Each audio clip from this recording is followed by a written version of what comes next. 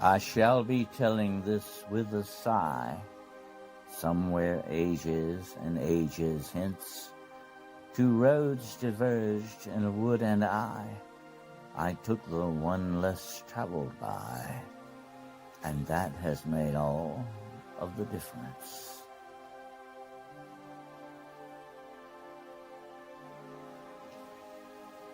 There are many secrets and mysteries in this world, strange places and events that call out to us to explore and investigate. These realms of the unknown and the unexplained are waiting for us, just over the horizon and down a dark road. Join your host, Dennis Carroll and Gerald Fountain, as we take the road less traveled.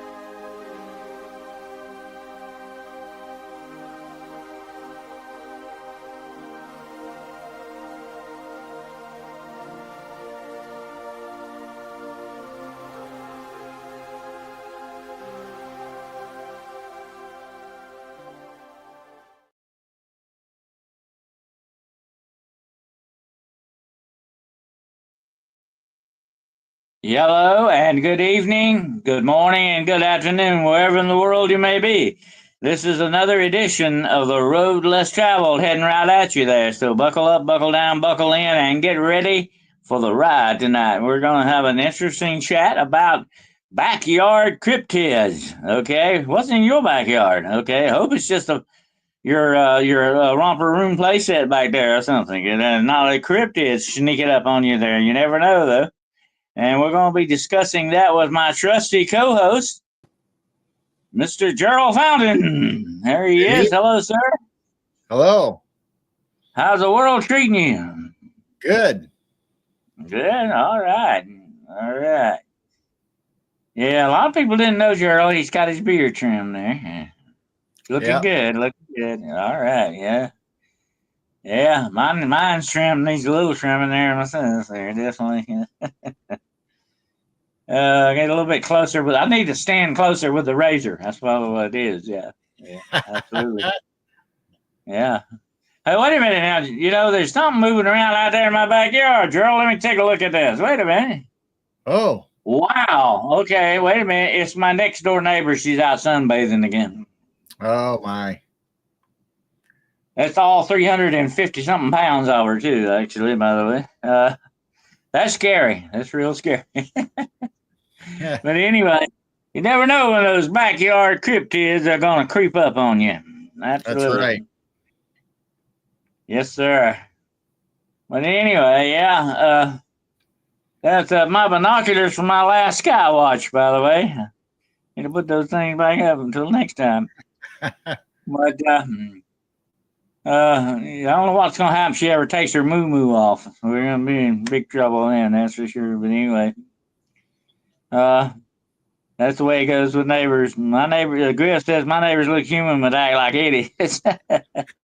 I've got something like that too. We all have a few like that, definitely. Out there, definitely. Absolutely. But anyway, what do you think about those backyard cryptids there, Gerald? I once knew a family that had Bigfoot hanging out in their backyard, actually, which I thought was rather convenient. You didn't have to go that far to look for him, you know. Right. Usually when I used to mount Bigfoot expeditions, you'd have to go way deep in the forest for a couple of miles. And that's what I told them, having Bigfoot hanging out in your backyard, you know, that's pretty convenient. But who knows what else may show up, you know? This makes you wonder, have they always been in people's backyards and nobody could see them, or they didn't make themselves visible, or are they just now starting to creep in people's yards? Well, right now, as a matter of fact, I've got a picture showing a black bear in a Dollar General store here in town. He's walking around shopping, okay, and so they're getting squeezed out of their habitat, and not just for bears and other stuff like that, raccoons and all that, but that may go with cryptids too, getting squeezed out of their place. That's going to happen probably, absolutely. And here's the interesting thing, Gerald. I've noticed this. I know you may agree with this or not. I don't know, but here lately, in the last couple of years, it seems like there's more sightings of cryptids in suburbia, more so than out in wooded areas and stuff. And it always reminds me. I know you remember that TV show, Erie, Indiana. Bigfoot was always going through his trash cans out there. He would probably do have a mind, I guess. But anyway, cryptids could, definitely show up in that kind of a place. There's talk of people actually seeing dogman in cities. Right. Yep. Yeah. So it's not that far fetched. And some of these cities, really like New York and Chicago and places like that, have some very large park systems in them. Right. So that's another place they would definitely gravitate towards. But we are absolutely having a problem with black bears showing up around here because they're just coming. I guess their food source has been somebody's messing around with it. Here's what I don't understand about this though. Okay, maybe you agree with this too or not. There is a bunch of deer, man. I mean, people are not hunting deer that much. What? Well, why not? Why are they not hunting the deer? Why they want like Yogi Bear? They looking for a picnic basket or what here? What's going on with that? That's strange. I think but cryptids got to eat too. Cryptids got to eat too, Joe. Right. So maybe they're looking for free fast food in the trash cans or something, man.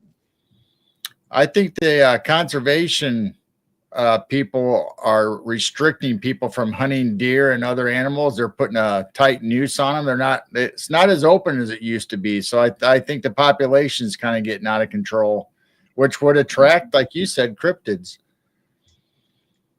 And then you got a lot of logging going on too. They're cutting down a lot of their habitat and all that. I've been reading about that going on in the Amazon rainforest. A lot of animals are being displaced down there because there's a lot of logging and stuff like that going on in the Amazon, which is it's really a shame because, that's a very pristine ecological place. They shouldn't be messing around with it, but that's the way it goes. Big money's going to do whatever they're going after, They don't care. Right. But, yeah. But there just seems to be, not just my own self, seems to be a surplus of deer. They run into people's cars and people hitting them and all that stuff. And I'm just thinking, why aren't Bigfoot and dogman hunting some of these deer or stuff like that? But maybe here's another thing. Okay, I'll mention this, and this is just the way animals are. Okay, people. Animals are going to be like people, and I've noticed this, Gerald, my own self. Animals, 9 times out of 10, they'll take a trail already blazed. It's already there. Yep. It's easier to take the trail than to make your own. And also, if there's easy food out there, hey, they're going to go for that, If there's people leaving half-eaten pizzas laying around out there or something, they're going to go for it. Yep. And can you blame them? No. I mean, we've seen animals running down gravel roads because, we made those roads to go through a certain area and they use it too.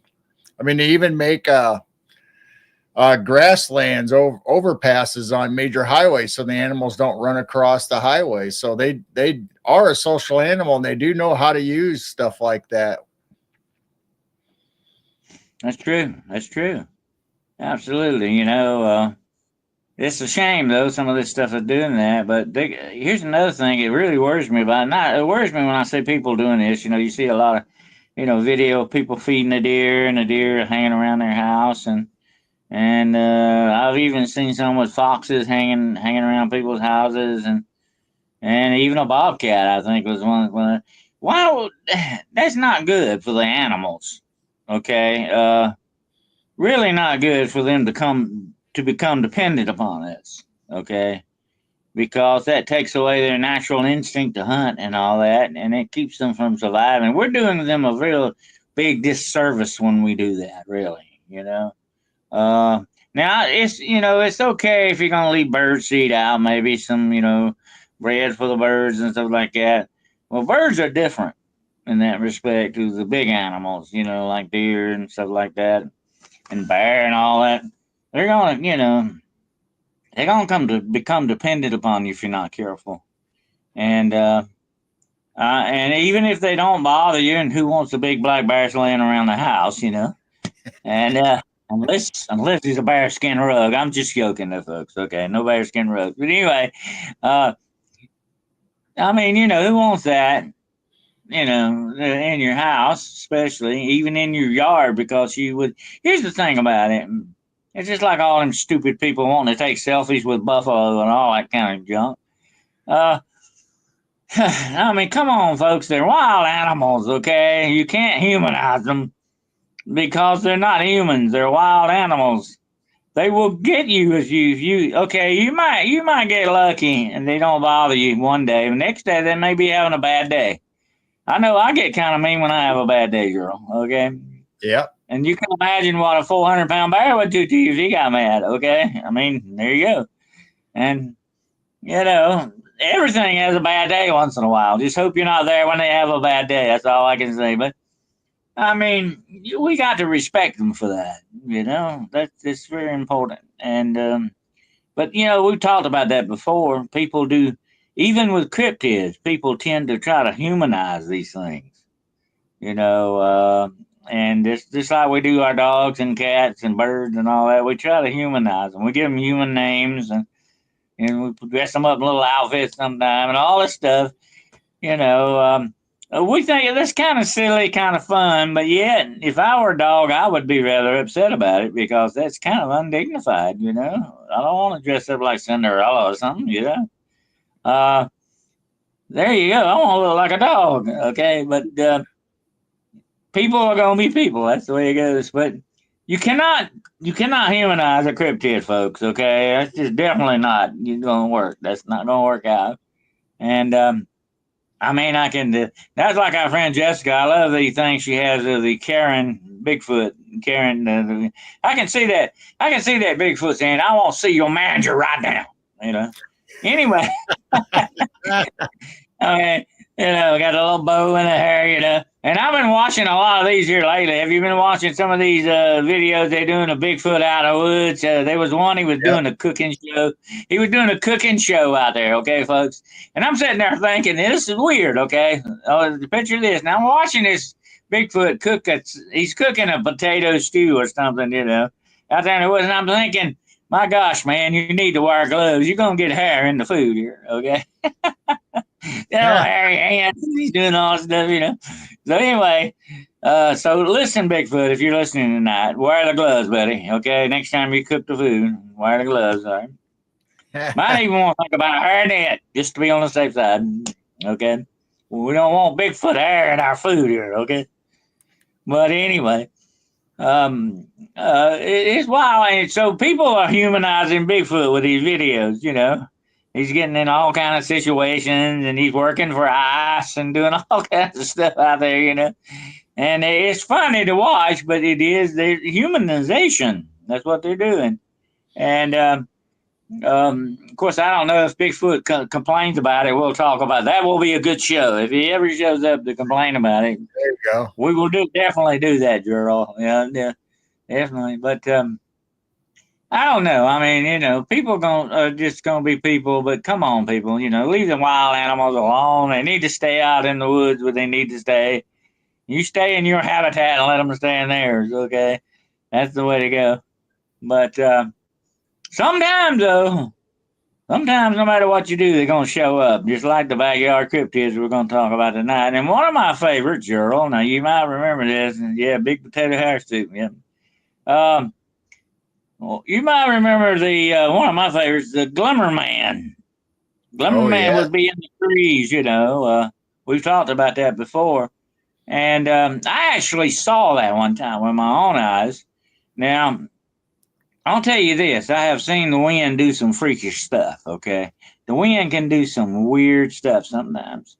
And I have actually seen it blow a branch when it wouldn't even touch nothing else on the tree. But it would be moving Yep. a branch. And I've seen it do that. I know you have too. But anybody spends a little time out in the woods, you're going to see stuff like this, okay? But what I saw that day was something completely different because it was right in the center of this big old oak tree. And it would have been just like if I'd have been there in the middle of this tree and I'd have parted the leaves looking out. Okay. Oh. And that's exactly what I saw. I saw branches part, and in the middle of it, I couldn't see anything, but it was sort of shimmering like, you know. And the only way I can describe it is you're on a hot day, you see what looks like a pool of water in the road, and it's a mirage kind of a thing. You know what I'm talking about? Yeah. It had that kind of a shimmer like to it, you know. And then the branches went back together. It was just like somebody looked around a little bit, and the branches went back together. And I saw that with my own eyes. So I said that had to be something like a Glimmerman that you hear about. Have you ever had any experiences with that, Joe? No, I mean, like you said, we've seen one little branch wiggle and move and stuff, but you know, I hear reports of these shimmerings all the time. It almost reminds me of like the summer heat rising off of the interstate or highway. You see that you can kind of see through it, but it looks different. That heat rising, and it reminds me of the Predator. You know, the movie with Arnold Schwarzenegger, where that alien was kind of invisible, kind of trying to blend into the background, but you could kind of see him, but not really. Mm-hmm. Well, you know, the United States government has technology like that now, because I've seen it in action. I've seen what they can do with some of this technology they got, and I'm not going to say it makes you turn completely, absolutely invisible, but it comes darn near close to it, you know. And it's what they call electronic camouflage, okay. And it is amazing what they can do with that. And by the way, folks, we're not talking about rehoming animals. Now, animals that have been injured or something like that, that's a different thing altogether. We're talking about just wild animals coming in your yard and you're, you know, feeding them and all that. If you have to rehome, sometimes you have to rehome birds and stuff like that that have been injured, or you have to take some things in you can't rehome. Unfortunately, you have to, you know, put them in a zoo or a compound or whatever the situation. But most of the time, these animals need to be left alone in the wild. That's what we were talking about, basically. Especially if it's Bigfoot. Don't bring him home, okay? Because, like I say, it ain't going to probably work out. But anyway, yeah, that's been the thing ever since that movie, you know. Here's the thing about it. I'm going to say this, Gerald, okay? And whether you agree with me or not on this, it's something for you to think about. Look how much we see in these Hollywood movies that have actually inspired some of these conspiracy theories, some of the things people are thinking about, you know, and I could probably write a book on this, okay? Because there's a lot of movies out there that people are getting this stuff from, and come on, folks, it's probably something made up, okay? You can read a lot into The Simpsons, but I don't think The Simpsons are prophetic, okay? I just don't see them being prophets, okay? But it is weird. It is weird. And you got to wonder where some of the information in Hollywood's coming from. That's true. I go along with that. But there's a lot of stuff that Hollywood influences. Just look like, you know, I was talking to a guy today about werewolves. Look how much some of the stuff that's got started about werewolves, which are not absolutely true at all, somebody in Hollywood made it up. Right. It doesn't line up with the real folklore on it, you know. And vampires are the same way, other things are that way. And a lot of these conspiracy theories and all that started with Hollywood movies. Now, here's the thing about it, girl, and you agree with this, maybe. I have actually talked to kids. I'm not talking about kids, you know, they're smart. Kids are really smart and like 10, 12 years old. And some of them are just downright disappointed, and you might say disenfranchised, by the fact that they can't do karate and jump up 12 feet in the air. Because they see this in the movies, they think they should be able to do this. And I'm going, that's make believe. Okay. That's not real. They're on wires. Okay. They're doing wire stuff here. But the kids don't see that as the wire. They don't see the wire. They think, hey, I should be able to do that. You know? If Superman flies, I should be able to fly. You know? That's the way they go. So Hollywood, it's got sort of a mesmerizing advantage over us with some of this stuff. It's getting us to believe things that aren't necessarily true, folks. Okay, I have to call you on it. Some of this is not true. They're coming up with, just like the alien, and the Glimmer alien. What's the name of the franchise? Predator. It's the one with Arnold Schwarzenegger in it with the alien. Predator. What's the name of it? Yeah. Anyway, it's that's made up Hollywood stuff. Okay, that's what it is. But if there is such a thing as Glimmerman, and there may be, he doesn't come out of that movie. Okay, it's something that's already been there. It's not something that's got a connection with that movie. Okay. So anyway, the whole thing is Hollywood influences us sometimes to believe stuff that aren't necessarily true. And we got to worry about it. And on top of that, it's not just Hollywood. The news media is giving us misinformation too. Okay. So let's watch that, because we got to watch that very closely, because we don't want to believe stuff that ain't true. Okay. And we don't want to, subscribe to stuff that's not true. We're only fooling ourselves when we do that, and it makes us look stupid. We look real stupid doing that kind of stuff, so let's not do that. But anyway, there's a lot. I can name a lot of things Hollywood does that way. That's the weird thing that a lot of these people believe. But to me, if you floating around on wires and doing flips and all that, that's stuntman work there. That's the only real thing about that. It's a movie.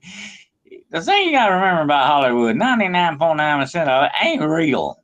Okay, I'm sorry, but that's the way that goes. It ain't real. It's the other 1% of it, is stunt work, folks. Okay, and computer CGI stuff. Okay. That's about it. But, I guess I think if I'm going to get bitten by a radioactive spider there, Gerald, I'm going to turn into Spider-Man, okay? I know I'm just probably going to get sick and die. That's what's going to really happen. So anyway, but we got to quit predisposing ourselves to believe some stuff. But there are some weird stuff that comes in with the world of cryptozoology. There are some, and one of my favorite backyard cryptids, maybe it's yours too, Gerald, is the leprechaun in the tree. Remember that? Oh, yeah. Yep. A leprechaun in the tree, okay? And people are standing down there pointing and looking and talking about it, taking pictures. I can't see it, okay? I cannot see this leprechaun. What is it that they're seeing here, And what are they looking at? Shadows in the tree, and think that it's a leprechaun, or what's going on with that? I mean, if I see a leprechaun in a tree, Gerald, I want to see a leprechaun in a tree. Okay, I want to see it. All right, I want to see buckles on his shoes. I want to see his hat. I want to see it. Okay, and that's what's happening with a lot of people. And they get mad at me for saying this. I know they get mad at me for saying and talking about this. But people are seeing some stuff. Folks, I hate to break it to you, but it ain't really there, okay? What you think you're seeing sometimes ain't really there. It's what you want to see. It's what you want to see, okay? And we don't need to deal with that. We need to deal with what's really there, okay? If Gerald comes up to me tomorrow and says, Dennis, I got a picture of Bigfoot here, okay? And he shows me the picture. I want to see some arms and legs on this guy, okay? I want to see a head on him, okay? I would love for him to be looking at me and smiling, by the way. But if you can't get that, that's okay. But I want to see something that looks like Bigfoot, not just a shadow in the woods, okay? Because I've seen a lot of shadow in the woods, and they turn out to be trees, okay? That's the way that goes. So we got to be honest with this, okay? If we're gonna pursue the truth, let's pursue the truth, okay? Let's not be fooled by some other stuff. You know, that's what bugs me. But people get mad; they're ready to disown you, Gerald. You know, oh no, it's they'll argue with you till the cows come home. Oh no, it's Bigfoot, it's Dogman materializing, in the bushes there. Come on, you know. If I want to look at a picture of Dogman materializing, I want it to look like Dogman materializing. Please, I want it to look like that. I don't want to have to use my imagination on it. Okay, come on. So what's this with the leprechauns in the tree? People will say, "Oh God, look at it. You remember that, Gerald? There was a bunch of those people swearing that they were seeing these leprechauns in the trees." And some of them, they would be honest about it. Say, look at him, he's laughing at us. And I'm going, I don't see it. I don't see some leaves, but I don't see it. Okay. So here's the thing about it. We've got to be very careful, especially when it comes to cryptids, about seeing what we believe we want to see, as opposed to what we truly are seeing here. Okay. All right. If I spot Elvis walking through the woods, I want it, by gosh, to be Elvis and not an impersonator. Okay. Trying to fool me into believing it's Elvis. I want the real deal. I want the real Bigfoot. I want the real thing. I don't want to waste time on something that's not true. And we need to watch it. We need to be very careful with that. But the leprechaun in the tree, I think, is sort of a psychological thing. Okay, folks.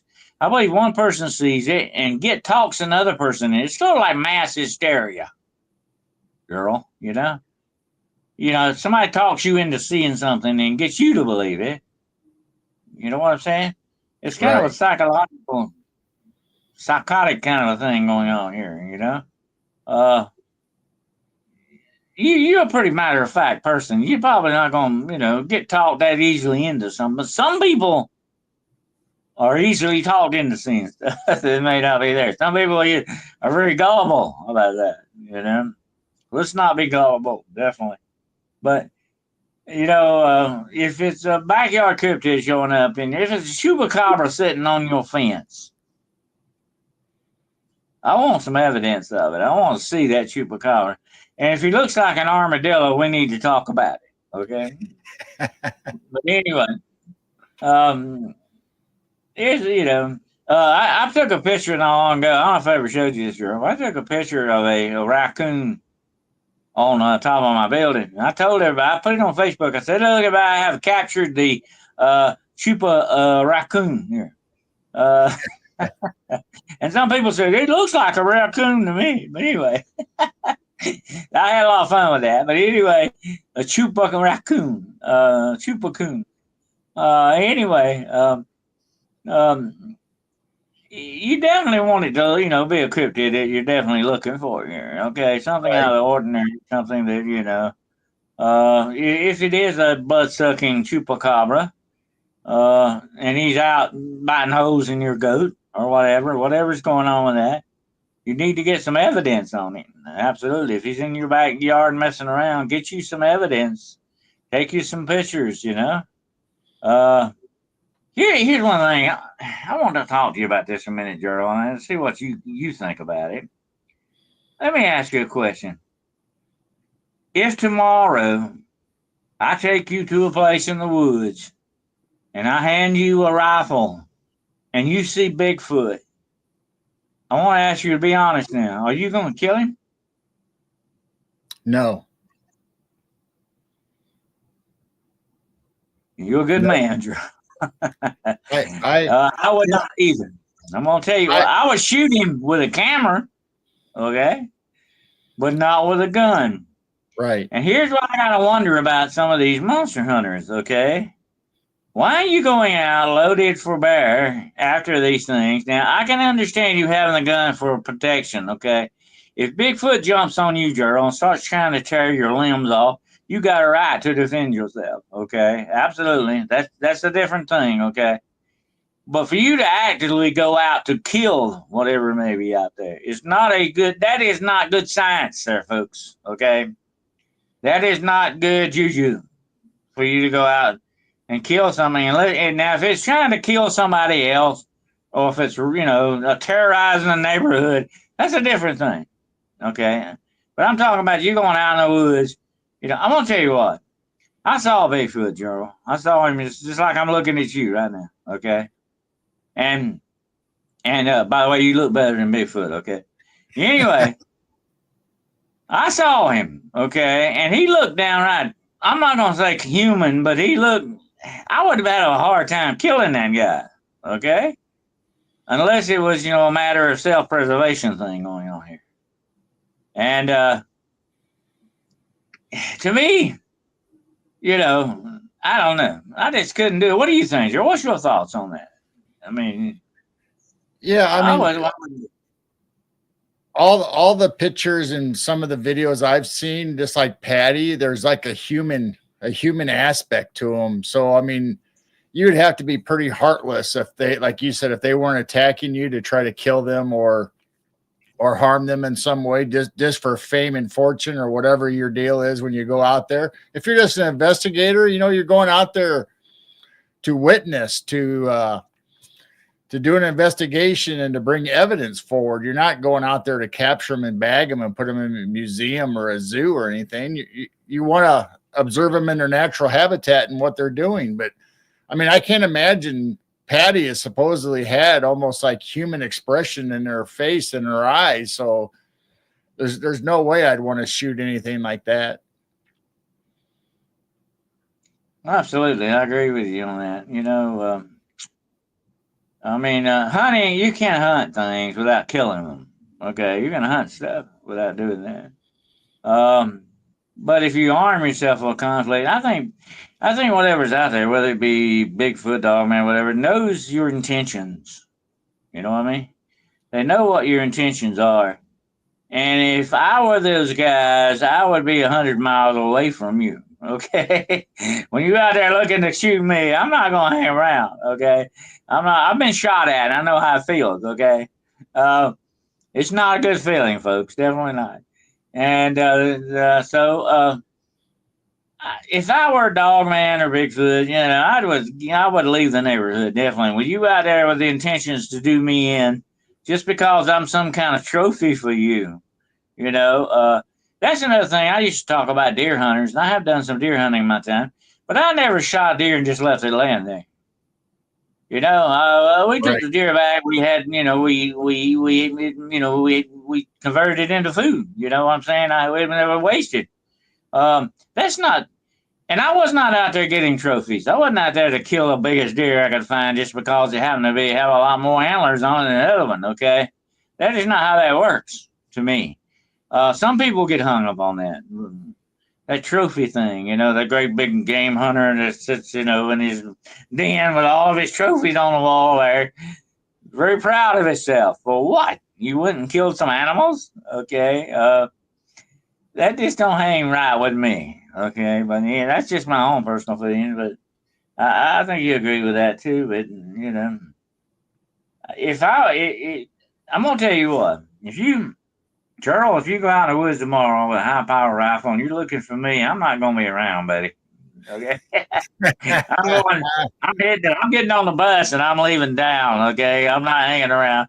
And that's what Bigfoot and Dogman's doing, folks. You're hunting these things the wrong way. If you got to go out there like armed conflict kind of thing, I'm sorry. I just don't think it's going to work out for you. Okay. If you do find Dogman and Bigfoot, you have been incredibly lucky. But let me tell you, where does luck end, Gerald, and real hunting expertise begin? Right. That's what you got to wonder.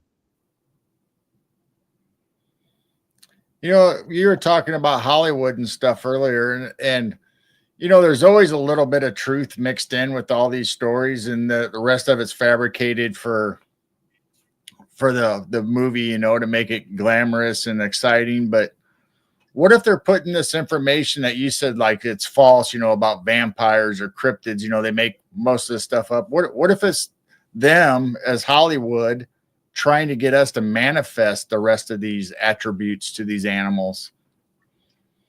Absolutely.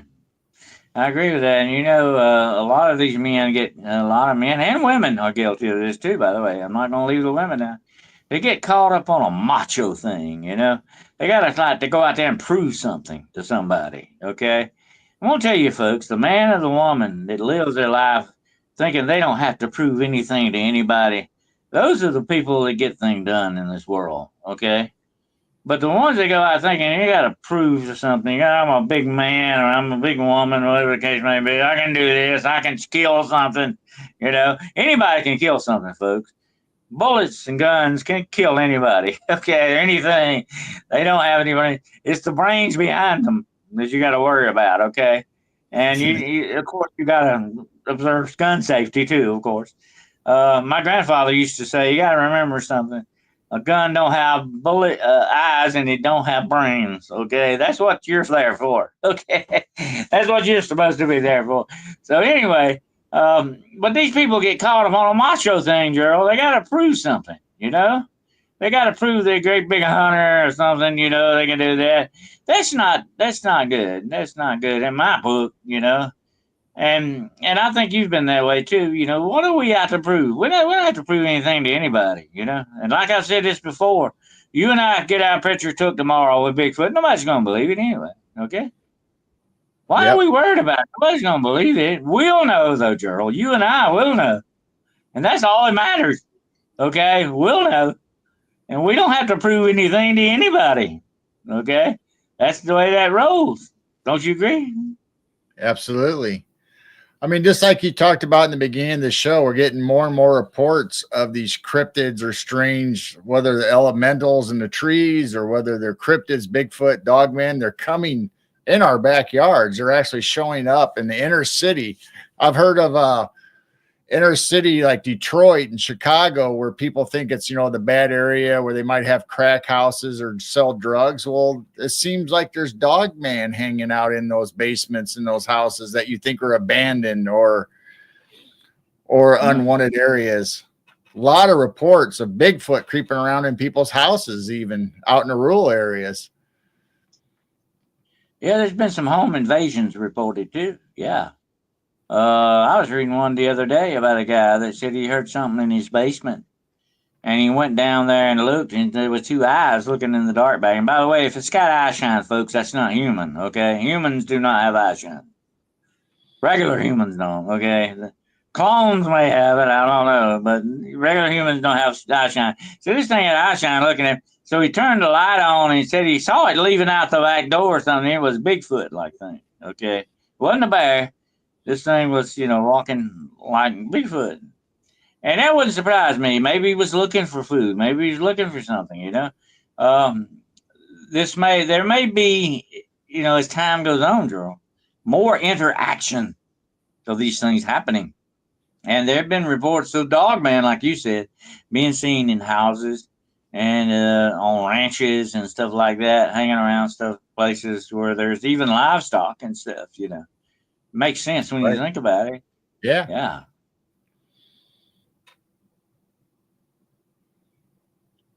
If you offer a real Bigfoot, do you think you'd be able to share the video, pictures with anyone, or even live on to tell anyone? I don't know. I've often thought about that. If you were to come upon like a dead Bigfoot, which would be what I would love to do. If I would come upon the body of a dead Bigfoot, I'd be putting him in the back of my pickup truck, okay? I had a dream about that one time, Gerald. I told you about that. I dreamed I was with somebody somewhere, and we found a dead Bigfoot, and I was putting this guy in the back of my pickup truck. And I looked at the other guy and said, hey, we are millionaires, okay? I said that to him. And about the time I said that, these headlights come up behind my truck. And that's when I woke up. I figured it was the government showing up. Even in my dreams, they won't leave me alone, okay? But anyway. Wow. They got my Bigfoot. But that would be a good scenario, Gerald, if you were to come upon the dead body of one like that or something, I think my first instinct after all the shock and amazement of seeing a Bigfoot, even though it's dead, would probably be, okay, what do we do with it? Do we bury it? Do we do a ceremony? Do we pray for it? Do we wait to see if any other Bigfoot come back to retrieve it? I mean, that would be interesting, but I would probably bury it if I had the ability to bury it. If I had a shovel or some way of. Or would you make an appointment with a taxidermist? That would be another thought on that. Maybe you could get him stuffed. Okay. Me But personally, I wouldn't do that. I would tend to try to give it its I'm gonna tell dignity. you what. I'll tell you what. Having seen what I've seen, I would find it very hard to do that. I would be like you. I'd be thinking more along the lines of burying him and maybe having a nice service with him over him there. You know what I mean? Because it's too much like human in my book. Okay. I feel more inclined to do that myself. I agree with you. But that might happen sometime. That may actually happen. Somebody would actually come up on one like that. That's been maybe hit by a car or something or whatever situation.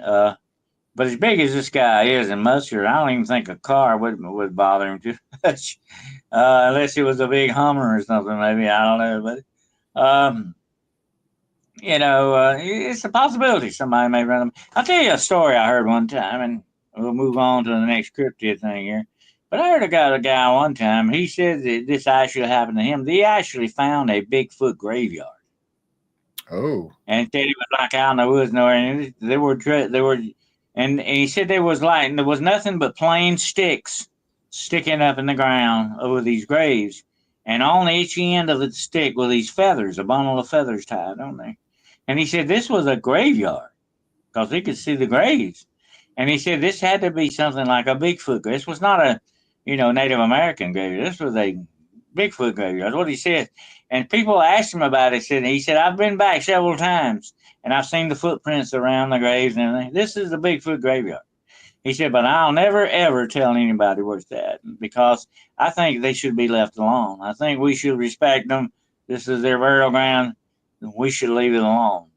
And that was his take on it, And if that was true, that is, was a very good sentiment on his part.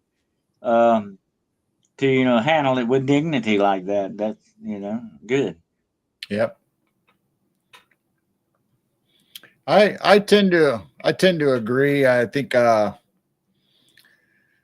bounty hunters said it that I think they come and retrieve their dead. I think some of them are dimensional, or maybe they're all dimensional. I don't know. I think they come back and take the bodies, so that's why we don't find them. Something evidently happens with them because nobody ever finds the bodies. That's the interesting thing about it. But it wouldn't surprise me if, like elephants, elephants have graveyards. Right.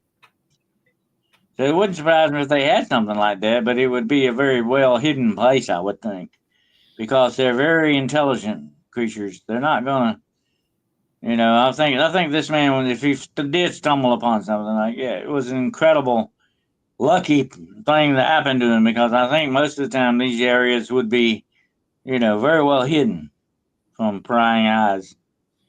But it wouldn't surprise me any something like that. A lot of weird things happen like that. But I was going to ask you a question. Do you know what a tree nymph is, Gerald? A tree nymph? A tree nymph? Yeah. Tree nymph is the spirit of a tree. It lives in a tree, and it's the spirit of the tree. And sometimes it takes a leafy green form, like a person almost. But it never leaves the tree. Okay, it can hang out of the tree, it can hang out with one arm on the tree and all that, but it never leaves the tree because it's a tree now. Okay, and it's actually the spirit of the tree. And the Druids believed in this. The Druids believed that oak trees had spirits in them. Okay, because that was their holy tree, that was their venerated tree, and that's where you get that thing about knock for luck. Knock 3 times for luck. They would knock on a tree, and that supposedly would wake the tree nymph up. Right. And you could ask it to do magic for you, do whatever it does, or something, because they prayed to the trees, actually. They worship trees in that way. And that was part of the Druid thing. But the tree nymph is supposed to be the spirit of the tree. And some people have sworn they have actually seen these trees walking. Oh, and yeah. supposedly tree nymphs can do that with trees. They supposedly can move from one location to another. Think about how freaky that is if you were to see something like that happening in your backyard. Okay. Say, hey, didn't that oak tree used to be over there on the side of the fence? What's going on? Yeah.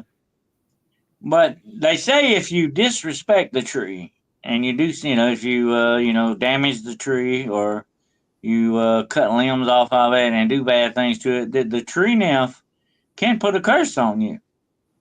You can be cursed by the tree nymph.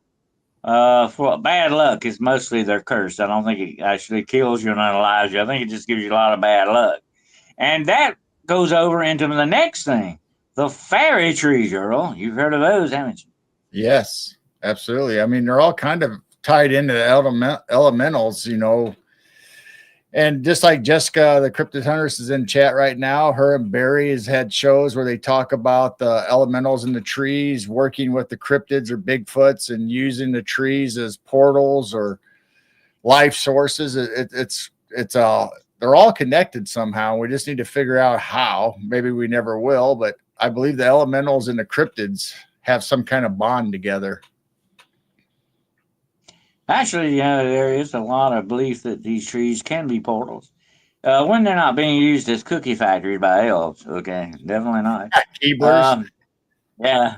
But there is, a lot of like that Bigfoot I encountered. He walked behind a big oak tree, and I haven't seen him since. Okay, I don't know where he went. Did he go in the tree? I've often wondered about that. Did he step over in a door into the tree and into another portal or dimension? I don't know. It would not surprise me. And I said that on show today. When it comes down to portals and portal activity, that would explain a whole lot in the paranormal and supernatural world, would it not? Absolutely. I mean, we've been told by Native Americans that all living things have spirits. So why wouldn't a tree or a bush or a rock have a spirit living inside of it or some kind of consciousness? I mean, that's how we get like you said, knock on the tree 3 times to wake up the spirit inside or the elemental. Knock on wood. Yep. Especially if you're Pinocchio. Anyway. Yeah, to me that's interesting. Trees have been venerated for many years. Of course, the Greeks even believed in tree nymphs to a certain extent. They believed that these spirits, these elemental spirits, were tied into trees, and not only trees, but the fairies were supposed to be attached to some of these trees as well. And these trees, by the way, since you mentioned that, the fairy tree is looked upon as being a secret entrance to the fairy world. Okay. And I had a very interesting thing happen to me one time. I don't know if I ever told you about this, but I came upon a fairy ring in the woods one time. Oh, when I was a young guy, and I had found out about fairy rings. They made them on mushrooms, a complete circle of mushrooms around it. And I said I had read it is very bad luck for you to enter a fairy ring unless you're invited. Right. Okay. So I didn't go in it. And while I was standing there looking at it, and I said, this is neat, thinking I wish I had a camera or something, that I could take a picture with. I'm looking at it. All of a sudden, and here's the weird thing. I've never seen this happen before or since. There was a ring of fireflies or lightning bugs start up in this circle, going counterclockwise. Clockwise, is the right way to do things. You don't do it the other way in the world. Supposedly, if you're the bad guys, you do. Okay. But it was going in a right circle line, and they were going around inside this ring, and that reminded me of something else. I said I felt like at that moment in time, Gerald, that I was intruding on something, like I wasn't really supposed to be there. So I turned around and I left. I left, and let me tell you, I got the end of the story coming up, but later on, I found out in more research that fireflies, lightning bugs, whatever you call them, are actually called the lamps of the fairies. Yeah. And supposedly fairies will grab a lightning bug and use it as a lamp. And then they'll release it when they get done and doing whatever they're doing. And here's the weird thing. I went back a couple of days later. I mean, just a couple of days now. And I said, I'm going to look at this thing again, And that circle was completely gone. No toast shoes, no mushrooms, nothing. It was gone. It's like I'd never been there. Yep. That was weird. They say you're not supposed to enter a fairy ring, like you said, whether you're invited or not. You're not supposed to go in there because, like you said, it could be a portal. You could end up somewhere nice, like the fairy kingdom, or maybe you might not like where you end up going if you're not invited. And what if you're in a national forest sometime? You come up on one of these rings and you just walk in it and you're never seen again. Right. Could that be what happens to some missing people? I mentioned that on show today, Gerald, and it's very interesting. We won't get into that tonight. It's another discussion for some other time.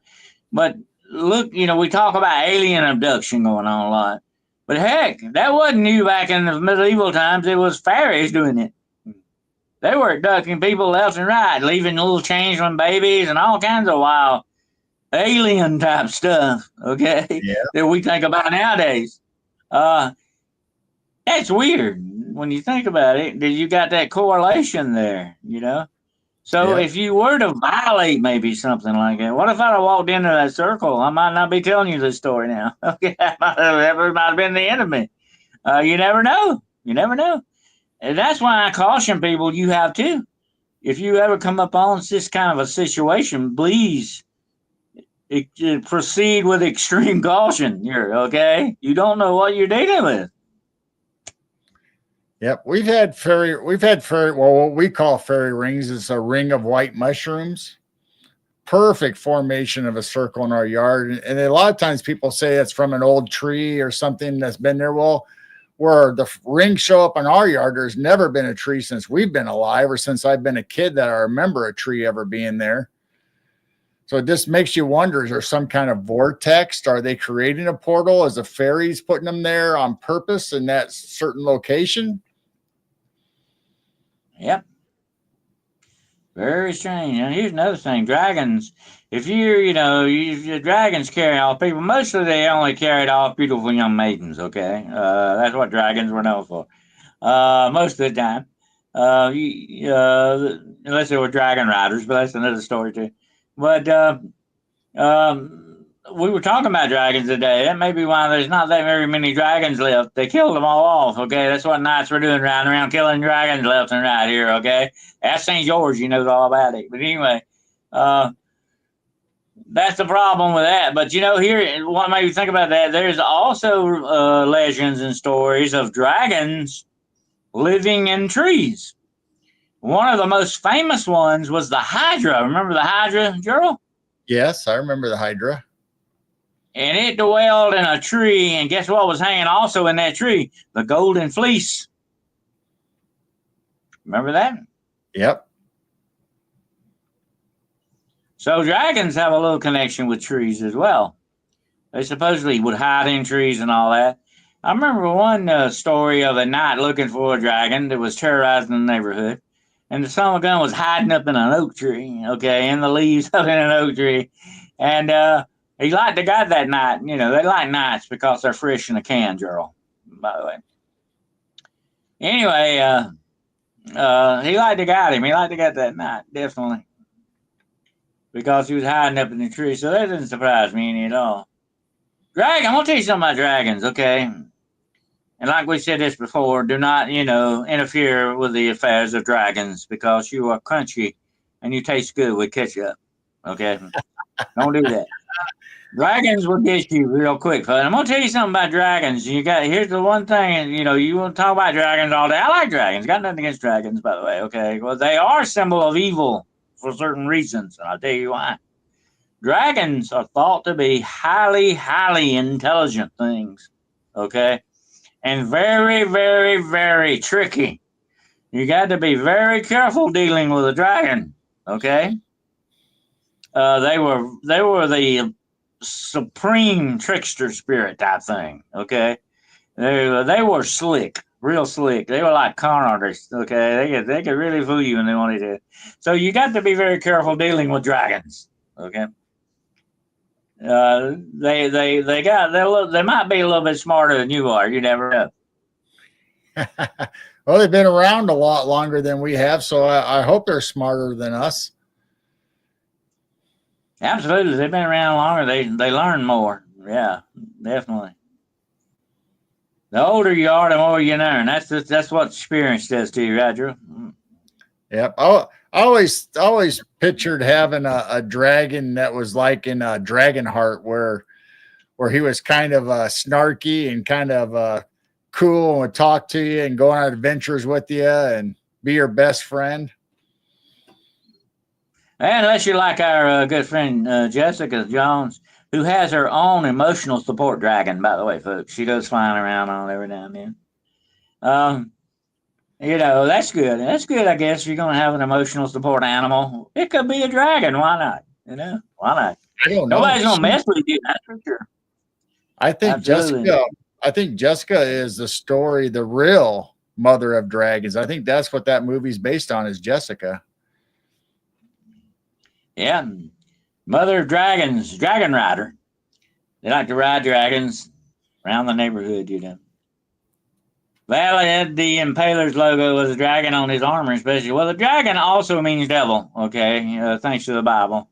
That old that serpent, the dragon, Satan. And by the way, he's considered a red dragon. By the way, that's where you get the red dragon. That's the devil, folks, okay?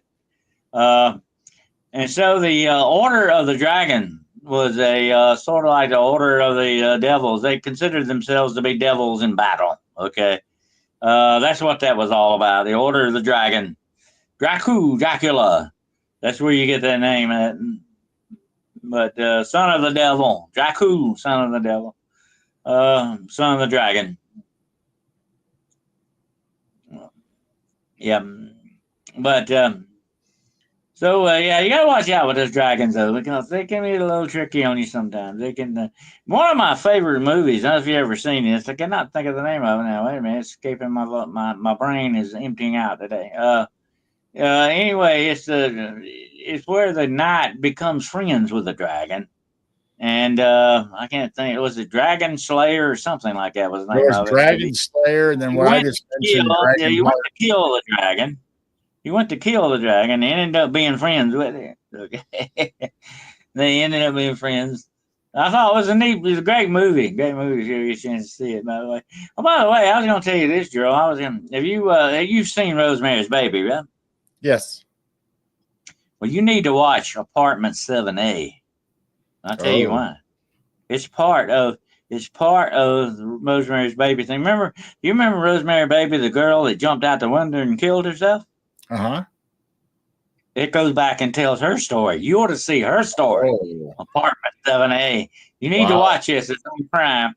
It's a good movie, and it ties in completely directly with Rosemary's Baby, man. You got to watch it. It's good. Great movie. I enjoyed it. I like it when you get prequel type stuff, showing you what happened and why. And I'm sitting there saying, I never knew why that girl killed herself. Now I know. You need to check it out, girl. Check it out. I recommend it. But anyway. And now the rest of the story. Slayer was, I think, the name of that. Dragon Slayer, if I'm not mistaken. Something like that. Anyway. But it was a good movie. And the dragon was voiced by Sean Connery. I remember that. Well, he did a great voice thing for it. Sean Connery. Dragonheart's one of my favorite movies. Dragonheart, yeah, that was it. Dragonheart, yeah. That's a good movie. Definitely worth watching.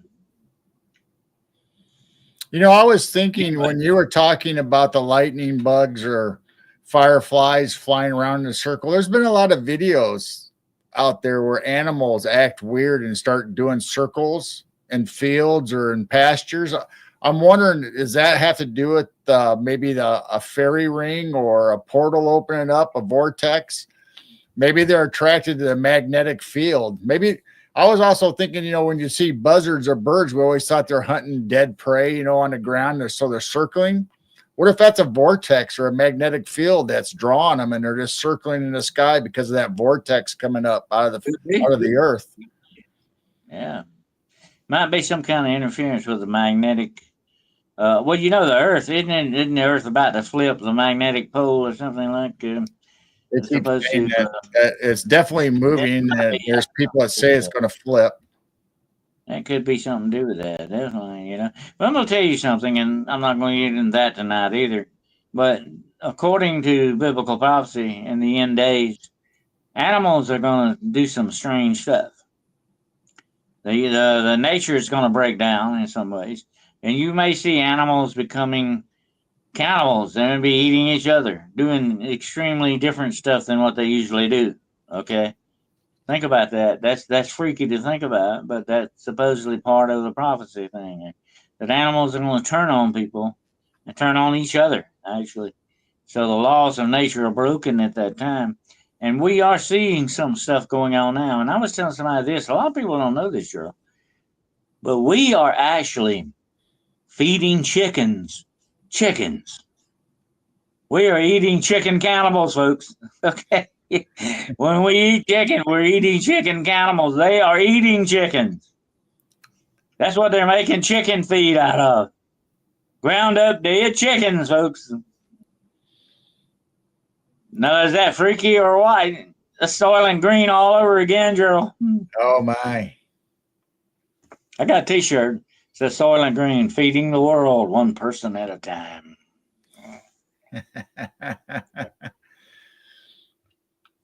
But that's freaky. They actually cannibal chickens. Does the chickens know this? Do chickens know this? Or is there a chicken union or something, we need to complain to about? I don't know. That's weird. Dimitri says maybe a dragon is evil, the devil, but rather just a hyper-dimensional force of creation and people ignorant to describe their delusional dogma to it.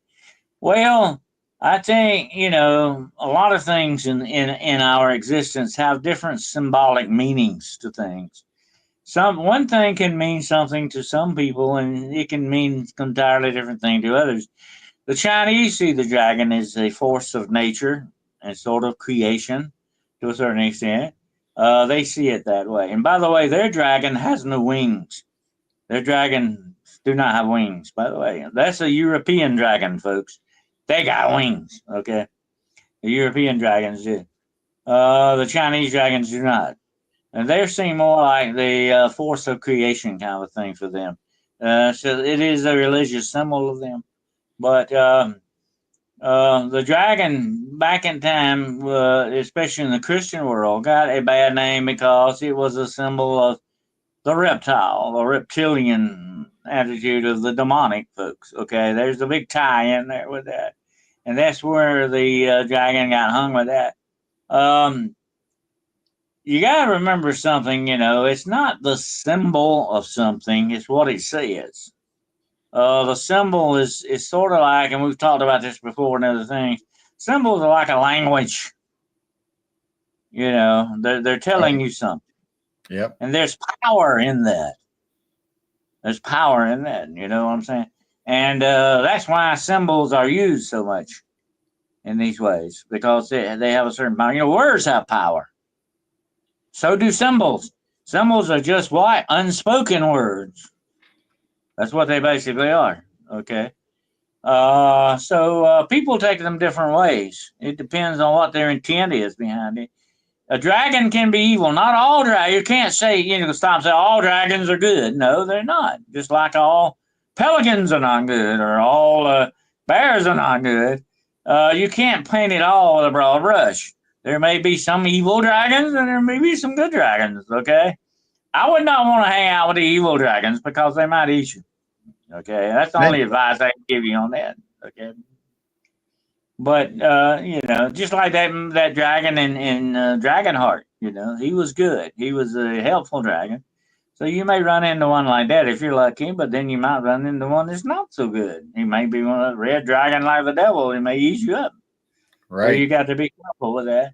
We can't. There's again, and what we talked about earlier, Gerald. We cannot humanize these things. You can't humanize a dragon. Because a dragon's going to be a dragon, folks, okay? You can't give it a funny little name and put a dress on it and think it's... what I've always said, Gerald? You can put lipstick on a pig, but it's still a pig. Yep. So don't do that with dragons. Don't do that with anything. Don't humanize these things, okay? The You're interesting coming thing, with a different filter. You're looking through a different filter at things that should not be looked that way. And that's what happens with Bigfoot and some of these cryptids. We humanize these things, and that is really doing them a disservice. right? If I were Bigfoot, I would not want to be humanized. No, thank you. I don't got nothing to do with you humans, okay? I wouldn't want anything to do with you. We got to remember that, that we tend to put humanity on these things when they're not asking for it. Right. That You know, includes the interesting thing I've always thought about dragons, I know other people have mentioned it. Why on the Chinese calendar or zodiac are the only animal that we think is mythical is a dragon is on their calendar and then their New Year celebrations? I mentioned just today the reports of Alexander the Great's men coming back and talking about fighting dragons in the caves of India. Come on. And here's my point on this. Okay, they're talking about this matter of factly as if it's changing socks or something, like it's no big deal. Oh yeah, we killed a few dragons. No big deal. Like it's nothing like, hey, dragons exist. By the way, we saw some. No, they don't say that. They say, oh, we killed some dragons. No big deal. So that tells me something right there. That hey, maybe they knew a lot more than we do about this stuff.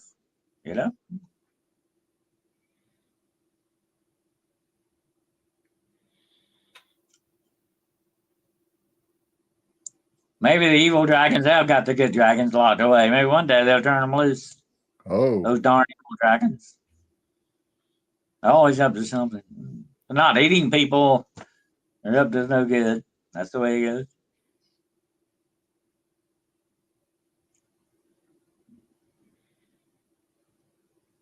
Leviathan is described, dragon-like. Yeah, it's described as a very terrible. Actually, the Leviathan in the Bible, by the way, girl, is described as being the most monstrous monster of all, and only God can do anything with the Leviathan. Nobody else and nothing else can control him but the God. And isn't that not very much like the Kraken? Remember that? Release the Kraken? yeah. He was supposed to be the supreme monster until Perseus turned him into stone with a Medusa head. Which wasn't good for the Kraken, actually. That's the way it goes. Wasn't very good for Medusa either. Getting her head chopped off. That somebody made a joke about that. So that was the only time a woman ever really came in handy.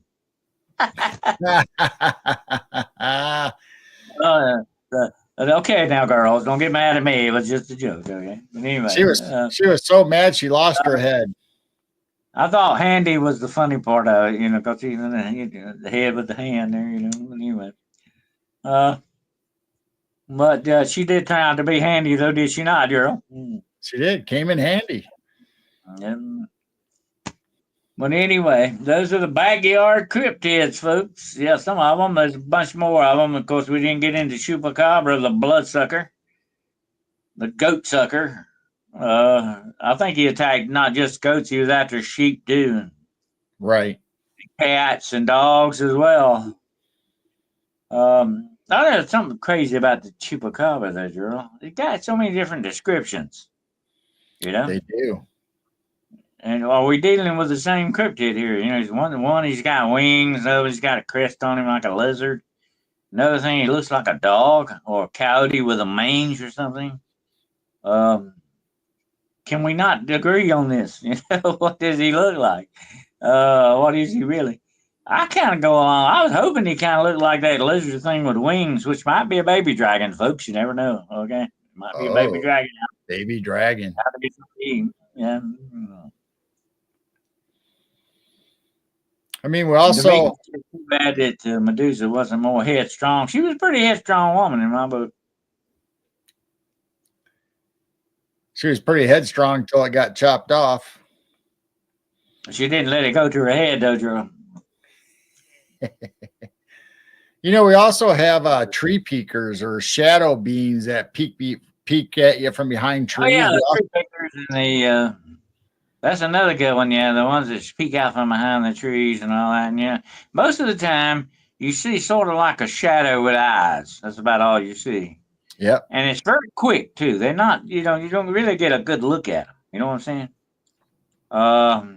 That's another thing. And also you got the shadows that are out there in the woods. We call them wood shadows. They're like shadow people in the woods. Yep. There's wood devils. Hmm. They kind of hang out around trees and stuff as well, and you might see these things in your backyard. And I think one of the weirdest things of all are those like what do they call them, the night stalker things. They look like legs. Remember those? Night crawlers. Screwy looking thing here, man. I think The they call night them night crawler. stalkers, night walkers, or something like that. I thought they were crawlers. That's a weird one too. And of course, you got a lot of stories of lizard type beings, coming out around some of these drainage areas and stuff like that. You got a lot of stories of those. Uh, I've heard several of them in Los Angeles. I'm beginning to wonder why Los Angeles doesn't have some kind of a doggone race of reptilians living under Los Angeles or something. You hear a lot of stories about that. Right. What do you think about the old trees that have like almost faces where the knots are, or built in this or developed in the side of a tree where you see like a face, like a man with a beard or an elf looking? Oh, yeah. What do you think of that?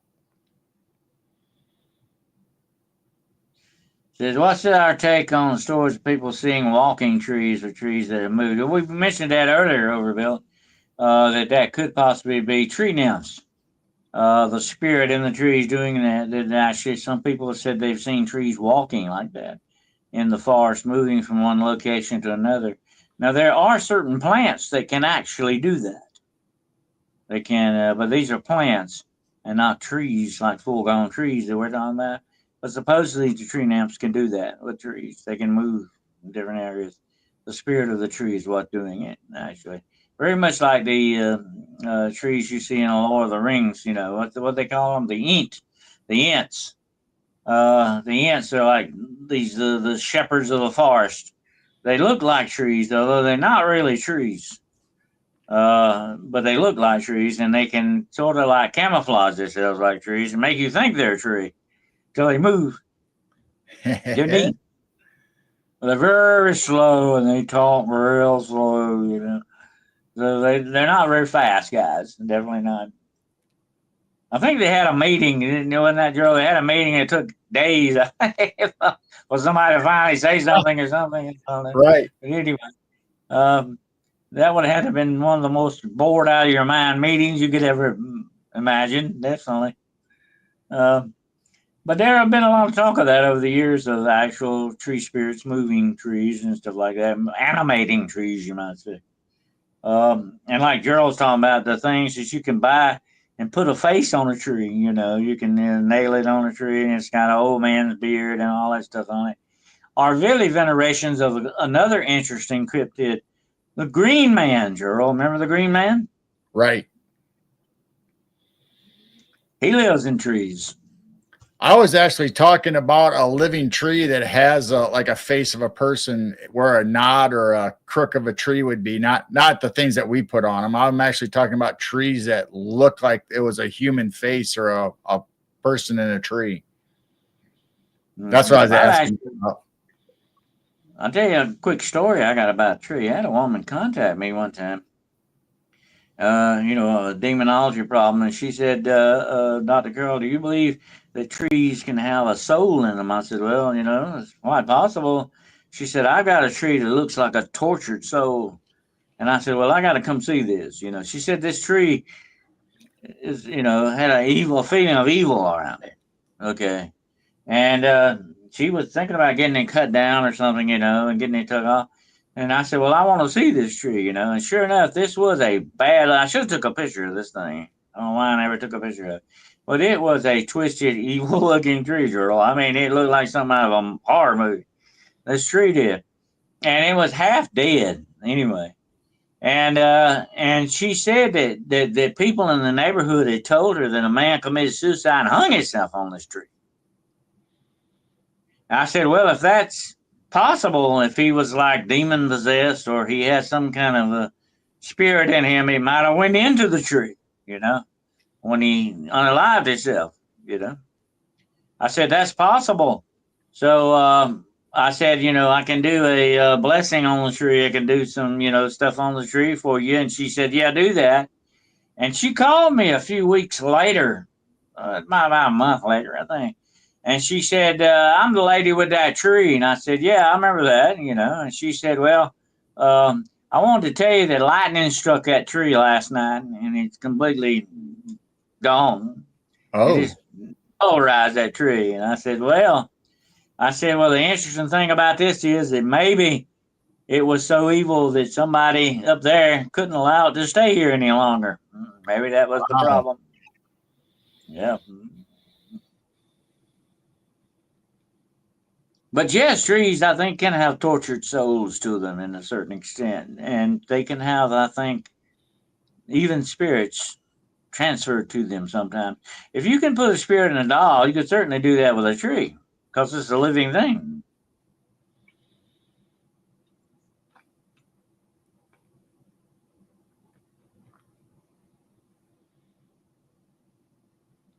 So next time you see a tree that looks like a person, you might want to look twice at it. That's right. Yeah. Well, they say you're supposed to talk to trees and ground with Hang them. it somewhere else, Gerald. Might not be a good idea to hang a swing on that tree. That probably gets tiring on their arms. When I was a kid, that was the one thing I don't know about you, Gerald. I used to love to climb trees. I would climb all the way to the top of the trees. I mean, I loved that. And one day I fell out of a tree and I had to kill myself. I mean, that tree, I hit every limb on the way down, okay? Which is lucky because it probably broke my fall, all right? But Sure. I mean, I was way up there too, and I think a rotten limb give out on me, and down I went. That was it. But that was used to be a hobby of mine. I would see a big old tree, and I would say, "Okay, I got to climb this thing." Okay, and so I would do it, and that was the end of my tree climbing career, though. Sure, you weren't pushed? I climbed a few, but I never climbed all the way up in them anymore. That was it.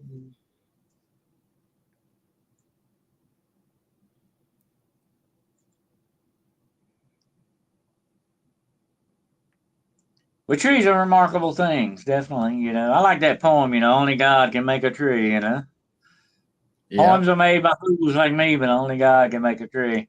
Trees are majestic. I went to see, we have a tree here on the East Coast called it's called the Angel Oak. And I went to see it. It's on an island off of Charleston, South Carolina. It's probably it was around when Christ walked the earth. Okay. And the limbs on this tree, girl, are as big as regular trees. Okay. And the limbs have gone down. You ought to see this. Go look it up on the internet. Angel Oak. The limbs have been shored up and fixed so they won't break, because they are huge. And I even got some acorns off this. I was going to raise some acorn a tree off of that, but it never worked. I don't know what happened to it. I tried to get the acorns to grow, but they didn't. And anyway, I got some acorns off of it. But it is the biggest tree you would ever see in your entire life. It is humongous. This tree is, and some of the small limbs are just big around. I mean, my gosh, it is big. Check it out though, the angel oak. But I think there's one bigger tree on the west coast, if I'm not mistaken. Of course, I know you got the redwoods and all that, but I think there's one same age as this one, or maybe a little older than this one on the west coast, I think, or something like that. But it's very old tree, very old tree.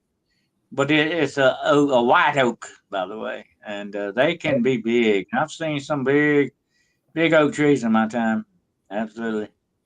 And there used to be a saying that any old lumberjack can fell a tree, but when it comes to an oak, it takes a really special lumberjack to do it. You got to really know your stuff to take down that mighty oak tree. Like Paul Bunyan. Got you a question though, Gerald. If a tree falls in the forest and there's nobody there to hear it, does it make a sound? I would say yes. That goes along with that refrigerator light. Does it really go out when you shut the door? Come on now. Anyway.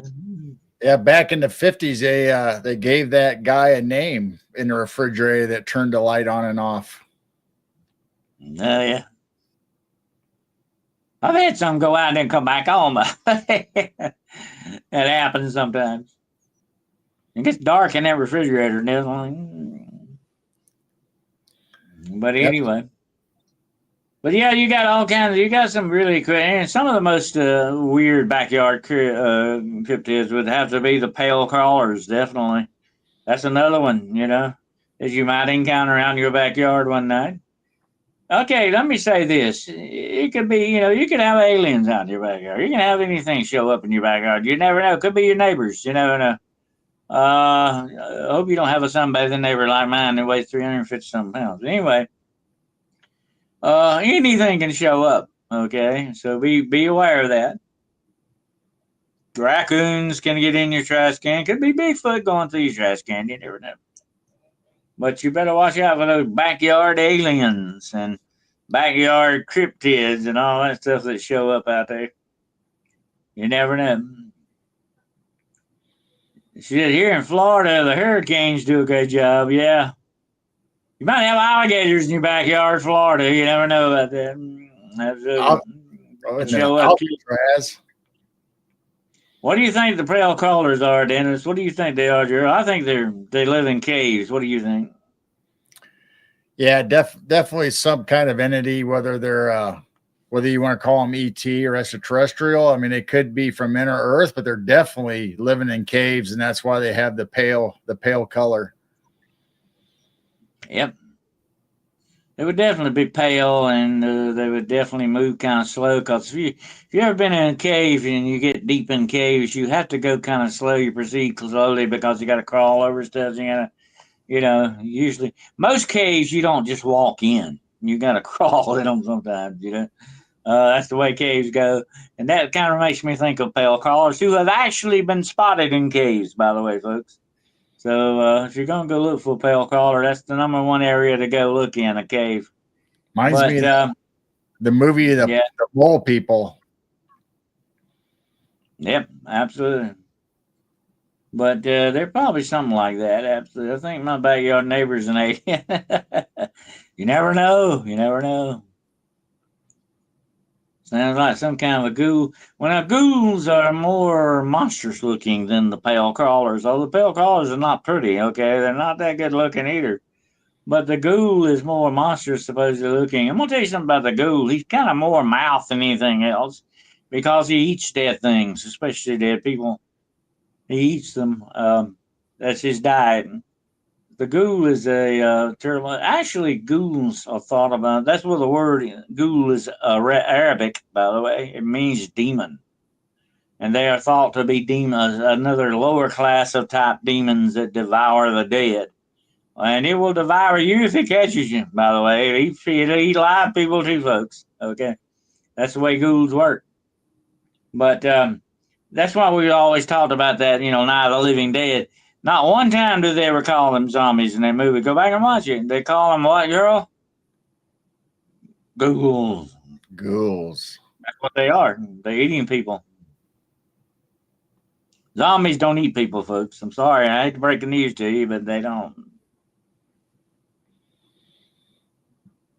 How can there be a sound without the arrow receptacle to interpret the sounds only possible in something that can be heard? Maybe it is. I don't know. That's what we don't know. Nobody's ever had that happen. Or have they? You never know. I've heard some things in my lifetime that should have had sound. They had no sound. Oh. Pale crawlers and ghouls are pure evil. Absolutely, the ghouls definitely are. I don't think the pale crawlers are up to any good stuff either. I would not want to mess with them either. I've heard, I heard one account, Gerald, where a guy would actually that he was actually almost trapped into stopping on the road by these pale crawlers. So they were laying a trap for this guy, or trying to catch anybody along that road. So that's not good. That's definitely not just out walking around at night smelling the daisies or something. I think they're up to bad stuff. Absolutely.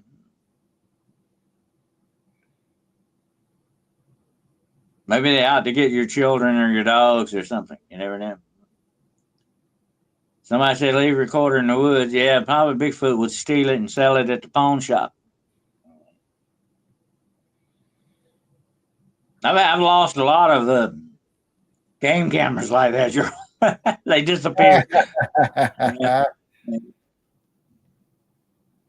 The observer always alters the field of matter. Consciousness comes before matter is solidified, huh? I don't know. I think we're overthinking this, Demetrius. Maybe. We might be overthinking this a little bit. Okay, there are a lot of people that put their special recorders that take pictures when something moves and sets it off. Well, that's the game camera, Monica. Yeah, I've lost a lot of them. I've used them a lot. They come in handy. I've got one right now sitting right over here next to my chair. Actually, that you can put out and catch video, and you can monitor it on your phone too. By the way, which is neat. Well, I wish we'd have had those years ago. That would have been a lot better than having to go all the way back out there and get the card out of the thing. So you wanted to see what you captured. But we never captured a Bigfoot. I've got a lot of other stuff though, bears and mountain lion. I got a mountain lion one time on there. A lot of interesting wildlife, but no Bigfoot. He's smart. He goes around behind the game camera. That's where he is. Absolutely. Well, what's your final closing thoughts on the backyard cryptids there, Gerald? Yeah, you never know what's out there. I mean, whether it's Bigfoot creeping up in your yard, or it could be a dog man, or maybe you have shadow people in your house, or aliens in your attic, or you just never know what might be out there. So keep your heads up and keep watching. That's good advice. Absolutely. You never know what you may walk up on in this world. You know, that kind of stuff. Be ready for anything if you can. That's the main thing about the unexpected. If you're kind of expecting the unexpected, it ain't quite so unexpected when it gets here. Okay. That's the one thing you think about it. And I know that sounds confusing, doesn't it, girl? I think I got confused with that. But anyway, that's definitely the way it goes, especially when you're not expecting something. But yeah, anything could happen. And like we said earlier in the show, maybe these things are being driven out of their natural habitat, or they're being, squeezed out, and they're ending up in our neck of the woods. That's another thought there too. So we need to, kind of be aware of our surroundings at all times. Keep our head on swivel, and keep an eye on your back. Make sure what you're dealing with. Watch out for really, when it comes to stuff like that, Gerald, I'm more, skittish with a human factor than I am the cryptids. Humans bother me more than the cryptids. What about you? Maybe they're showing up in people's places that are hermits, or people that don't like people either, so they feel like it's a safe place. Maybe you created a safe environment. You got fairy gardens and all neat stuff like that to attract them.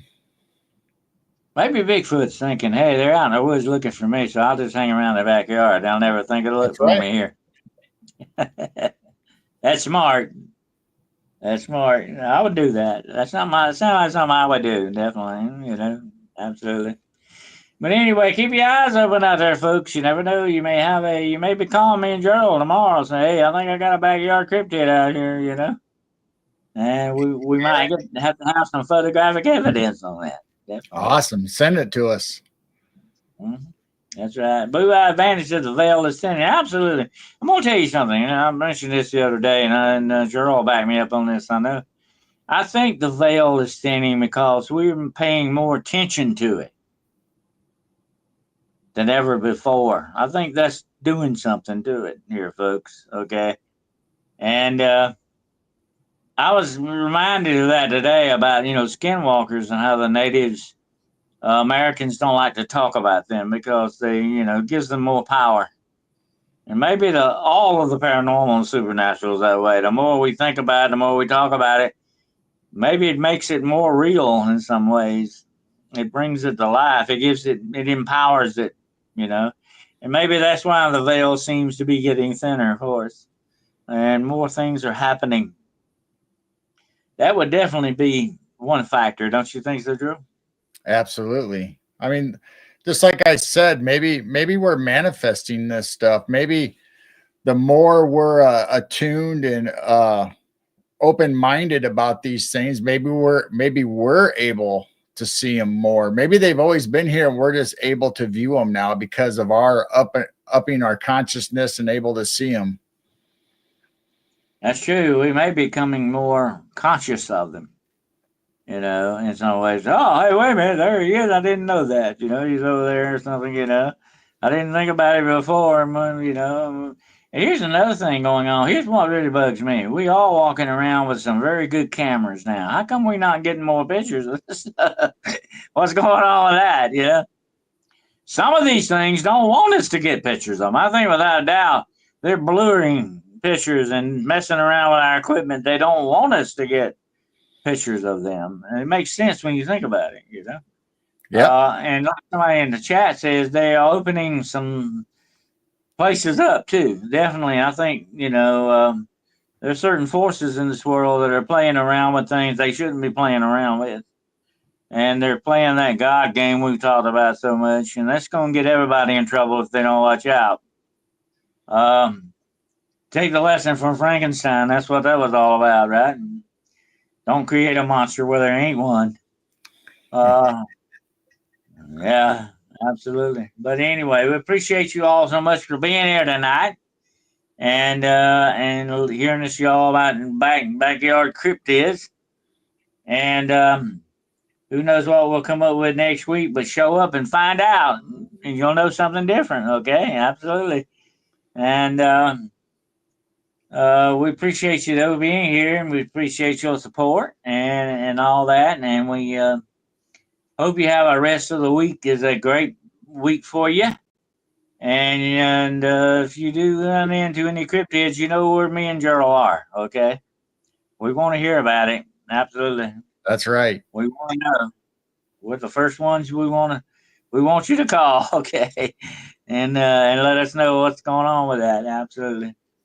But we thank you all so very much for being here and your input and all that, and we really appreciate it. And thank you, Monica and Joni and Joanne and Joanne and Philip and all the rest of you out there. We thank you. If I didn't call your name, Blue Eye Bandit, and all the rest of you, we appreciate it. And we thank you so much. And well, I see some of you are definitely some of our moderators here. We thank you for that too. And we've been having a lot of these. I think Justice had that problem. I've had it. And Gerald may have had it too. I'm sure. We've got some people. I think some people get to drinking a little bit and end up on some of these podcasts causing trouble. Don't you think so, Gerald? Yeah, I think they can't help themselves. Yeah. They get a few belts under there, and they think they got to go do some crazy commenting or something. I don't know. But that's where you mods come in, and we really appreciate you, okay? If we don't say it enough, remember, we really do appreciate you being moderators and looking out for us, like Shiro and all the rest of you. We appreciate that so very much, and it is a very valuable service that you're doing. Don't you think anything different, because that's true, and we That's appreciate right. it.